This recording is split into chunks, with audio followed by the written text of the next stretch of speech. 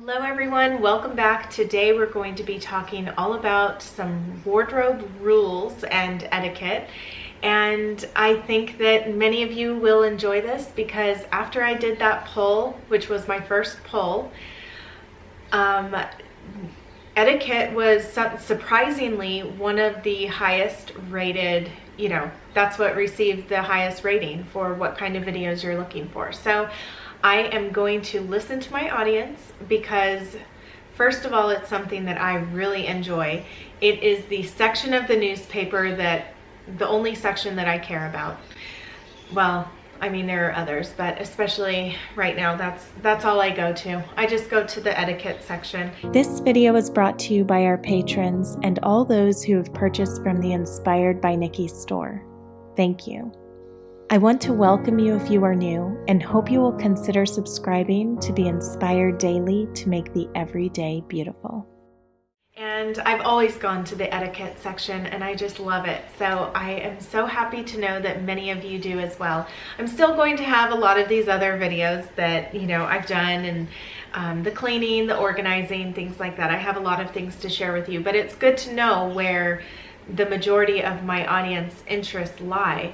And if you don't know of the poll that I put out there, then that probably means that you're not getting notifications from me. And so I would encourage you to make sure that you're subscribed and make sure that you've hit the bell so that you can receive any notifications of whatever I put out there, because especially more recently, it hasn't been a lot lately. I know still trying to get back on track with things, but yes, I will be having a lot of other things coming out in the near future. So be sure that you are subscribed. Okay, so let's get into Miss Manners. I've had this section, I've saved it since before Labor Day. And so I thought that it would be fun to read it to you and share what she has to say, and then we will discuss what we do, if we stick to these rules, if we don't. I would love to hear all about it.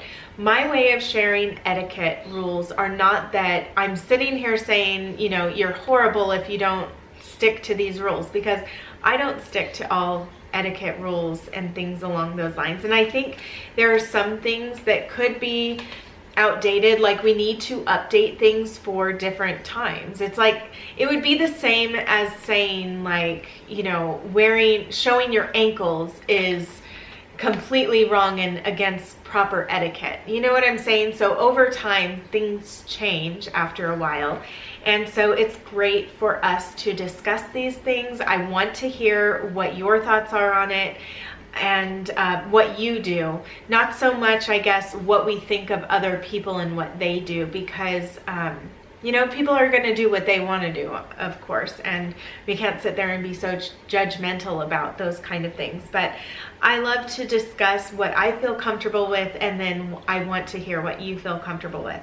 Okay, so this is by Judith Martin, Miss Manners, and she is in our local newspaper. So she said she just gave out a blanketed, discussion topic for wardrobe rules. And normally people write in and then she answers, but she says, gentle readers, Labor Day for Miss Manners comes with the laborious task of facing indignant messages from those who object to the holidays, also marking the end of the white shoe season. Miss Manners has decided to go in the opposite direction by citing other rules they will hate. Straw hats should not be worn before Easter nor after Labor Day. So I did receive a question from my mom's best friend about what is there for hat etiquette. This is not a video, going into depth about hat etiquette, but it is good to know that straw hats, would this be considered a straw hat? Probably. It may. This one is actually by Lauren Conrad, and I just love it. It's become my new go-to hat since, I think it was last year I got it, and I just love the bow on the back. But believe it or not, I wore it yesterday to the park because it was sunny out It was over 70 degrees out and it just felt appropriate. Even though it has yet to be Easter, I still will be wearing things within my wardrobe that may break some rules. And so that is also something else I'm going to be getting into. Velvet should only be worn between October 1st and March 1st. Now these are great things to know, right? If you're questioning if you should or if you shouldn't because you're very concerned about following proper etiquette, then these are good rules to know. And I think for the most part, a lot of them, it's like I would feel like abiding by them, but there are certain situations that I may not. So we'll get into that in a little bit. Fur should not be worn from March through September, and spotted furs should not be worn after dark. Diamonds, rubies, emeralds, and sapphires should not be worn before dark, and the only exception being those in engagement or wedding rings.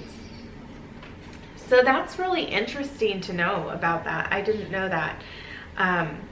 Drop earrings should not be worn during the day. I break that rule all the time. And are we talking about the same drop earrings? Like I have drop earrings that are about, you know, my drop earrings are like this long. I don't wear studs every day. I like the daintiness of little drop earrings. Now I know, like I probably wouldn't wear chandelier earrings unless I was really dressing up or something, but yes, that's good to know too. Ropes of pearls should be worn in odd numbers. Watches should not be seen at evening social events, which is to say that a concealed watch is permissible, but an open one such as a wristwatch is not. I broke that rule a lot, I guess. There are more such rules, but Miss Manners will now entertain the inevitable questions. Says who? These edicts represent the consensus of what those who cared followed back when anybody knew there were such rules. Who's going to make me? Nobody. Does anyone still follow these rules? Miss Manners does.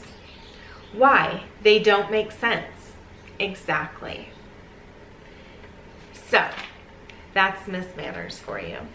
So I think that is very interesting because, you know, there are just some people that really adhere to all the rules and all the etiquette, especially when they learn something. And, you know, it can make you feel like you are doing, like there just isn't any question about it, and makes you feel really comfortable no matter where you are, just because you know certain rules, right? But if we look around in society, of course, people aren't sitting there judging you based off of these rules anymore, just because it's not as prevalent as it used to be, and people aren't taught these things like they used to be. But it's still something fun to learn, and you know, just kind of understand why certain things may or may not be done. And when I haven't been wearing a watch recently. There was one that my mom got me recently that was an antique watch, but I need to get it fixed. But the face of it is so pretty because it's so tiny. Can they bring back tiny watches, please? I'm so tired of seeing the big fat faces of watches and the fat wristbands. To me, they're just in no way delicate and beautiful. I don't know. I really love seeing old photographs of women because their watches were so dainty, and I just love it. So my grandma always wore a dainty watch, and that was just one thing that I always remember. So anytime I'm out and I see watches, I always look for the dainty ones, and if it fits, you know, the look that I'm going for, I would likely get it. But I've yet to see many, and yeah. So like I said, the straw hat thing, I will wear if I go out on a walk, or if I go to the park and it is warm and sunny outside, I will. even now. And that's just something that you should know. So I break rules all the time. Okay, let's talk about white. So she was talking about white shoes. I'm thinking that that applies to handbags as well, just because I do remember like the whole before Easter thing, white was just not popular to do that kind of thing. But I also break that with dresses, different dresses that I may wear. Not the stark white, I would go for more of a winter white. And to me, this purse right here it's about the same shade of white as this one. This is my bright white purse. So it's about the same shade, but you know, they had it in store and it spoke to me, and I've been wearing it ever since.